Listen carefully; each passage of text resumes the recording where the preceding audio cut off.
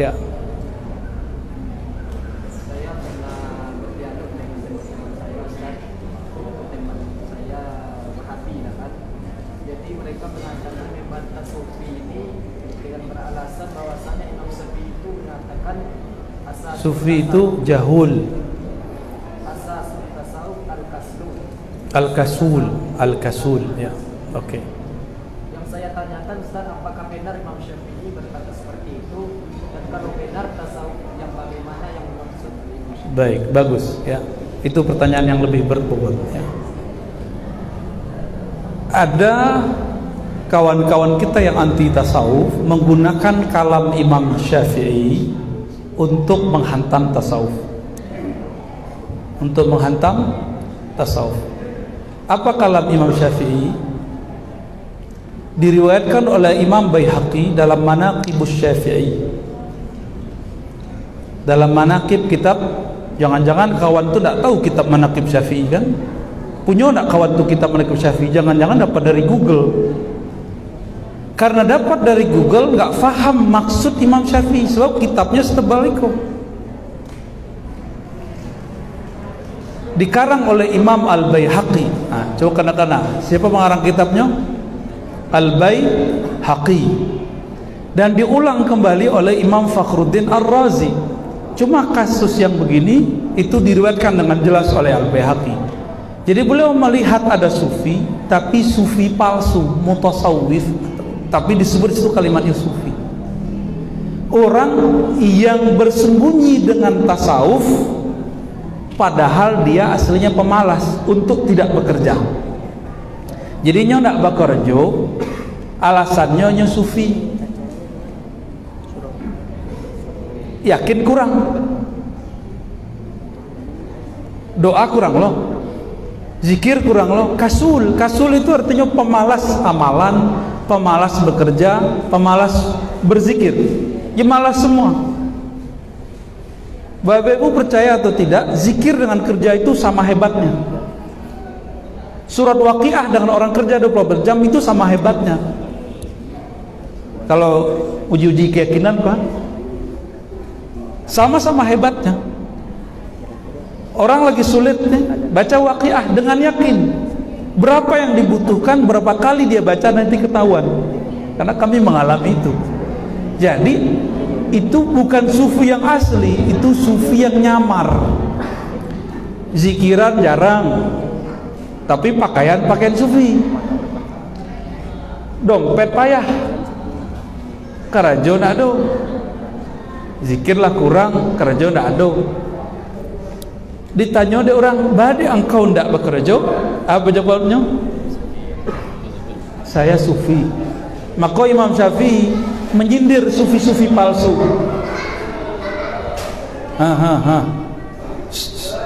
Panitia.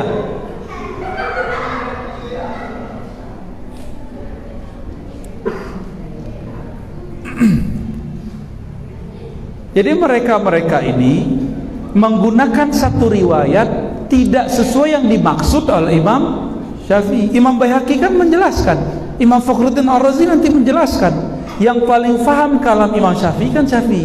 Inilah hipokritnya mereka. Giliran bermazhab gak boleh ikut Syafi'i, giliran mau menghantam sufi pakai Imam Syafi'i. Nang kalamak parinya jo.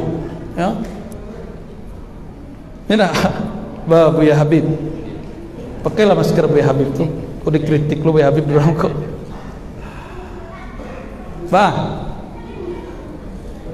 Di riwayat Imam Kusyairi sezaman Imam Al-Baihaqi, bahkan guru murid. Imam Kusyairi itu nulis kitab Risalah Kusyairiyah. Di belakang kitab, di akhir-akhir ada kisah antara Imam Ahmad, Imam Syafi'i, lalu ada seorang sufi yang asli. Sufi yang asli. Mungkin pernah kami hikayatkan di siko.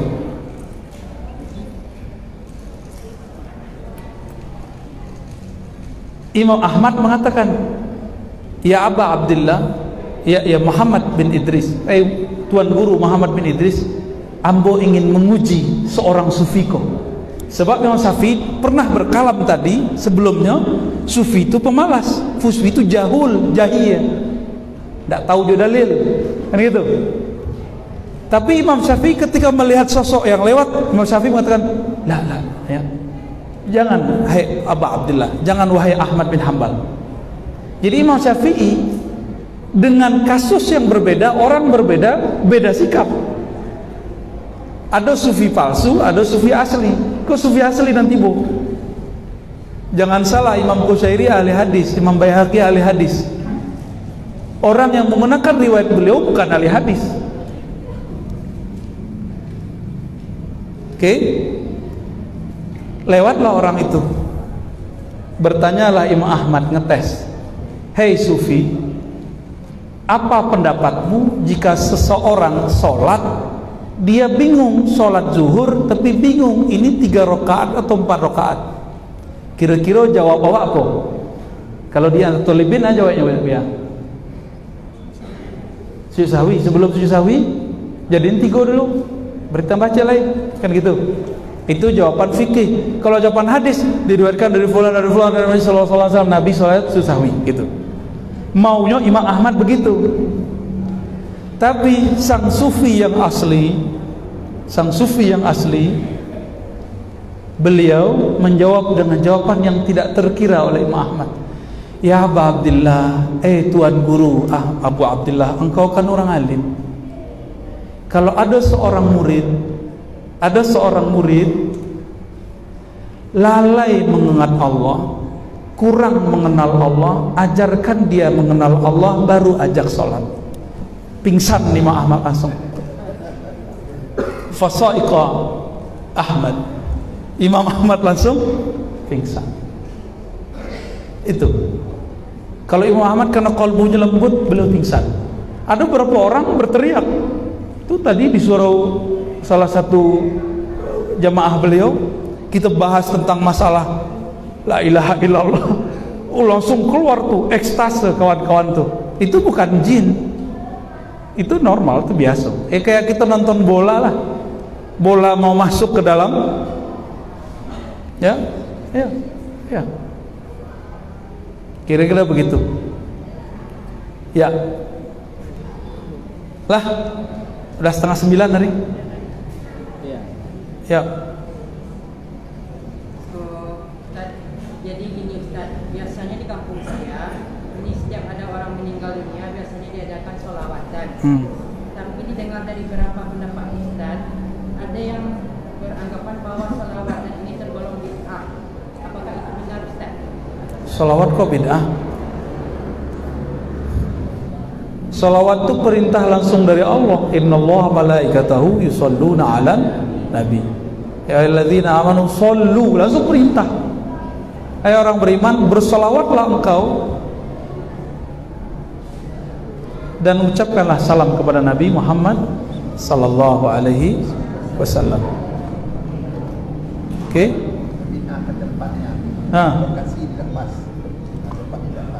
Alasannya karena orang meninggal.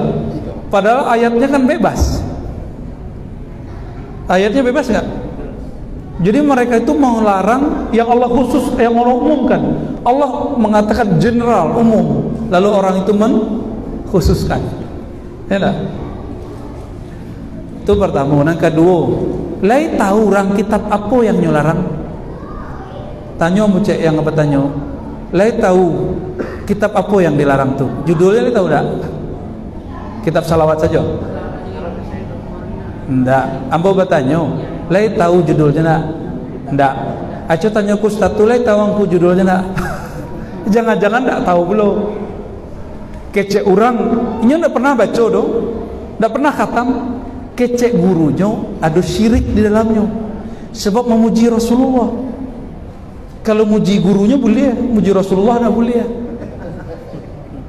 Di dalam kitab salawat itu ada pujian kepada Rasulullah sallallahu alaihi wasallam. Anu mau kitabnya Dalailul Khairat. Dalailul Khairat. Dalail Khairat itu ditulis oleh Maulana Al-Imam Al-Jazuli.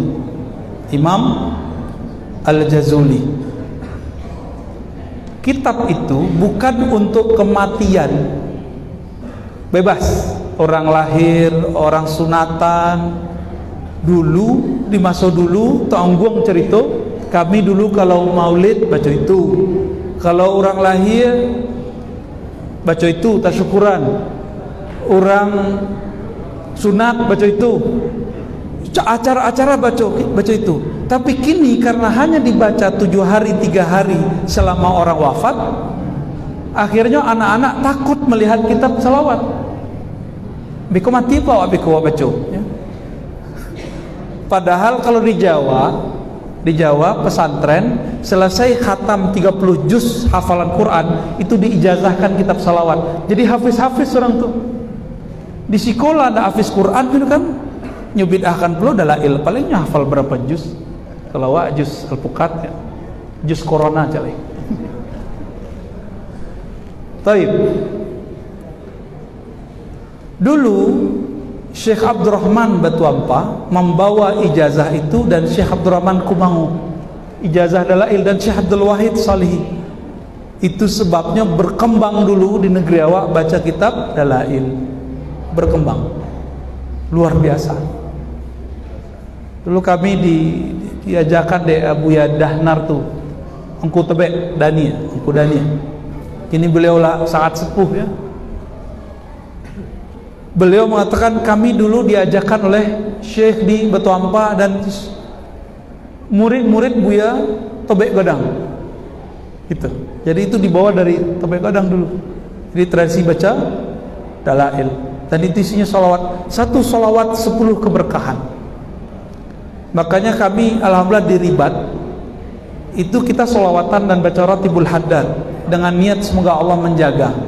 Datang cuci tangan, kawan-kawan pakai masker. Awalnya yang datang 10 orang, lama-lama 100 orang. Saksi Pak Tentara.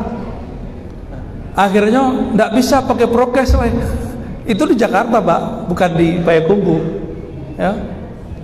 Cuma karena kita tertutup, jadi kita terbatas orangnya, masih bisa diatur. Dan kami niatkan baca doa itu semoga kawan-kawan terjaga. Alhamdulillah selama kajian itu berjalan setahun, yang kena cuma kami, mereka enggak. Jadi ketarik ke bawah ya. Tapi kena pun bukan pas kajian, pulang Muharraman dari salah satu tempat di BSD. Ayo kena ya mau 2 kali mau kena. Tapi pas pengajian di Ribat itu nggak pakai prokes, itu kami aman-aman saja. Dan kawan-kawan pun heran, bukan Ar-Razi yang hebat, tapi kami berdoa, ya Allah, kami angkat doa, tolong jaga kawan-kawan. Sebab ada jaminan dari Allah. Siapa yang keluar dari rumahnya menuntut ilmu, fahuwa fi sabilillah hatta yarji'. Dia di jalan Allah, itu jaminan Allah. Jadi penyakit itu kadang nyoado, kalau yakin insya Allah Allah jaga Wak, ya. Jadi kami PR kami di situ ya. Beda-beda mazhab setiap boleh nak ya. Beda-beda mazhab setiap boleh. Kami tidak boleh lo melarang Buya pakai masker ya. Harus pakai Buya ya. Lah